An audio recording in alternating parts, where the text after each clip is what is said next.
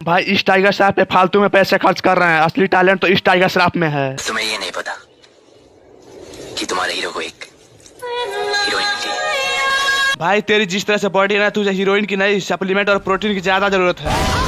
अगर मेरे भाई को कुछ हुआ ना तो कसम हमारे बाप की, तुम्हारे देश को उस दुनिया के नक्शे से मिटा दूंगा। सबसे पहले तू इंस्टाग्राम से अपना अकाउंट गायब कर ले। अगर असली टाइगर श्रॉफ ने तुझे देख लिया ना तो तेरा एक्टिंग देख के बॉलीवुड से हमेशा हमेशा के लिए संन्यास ले लेगा।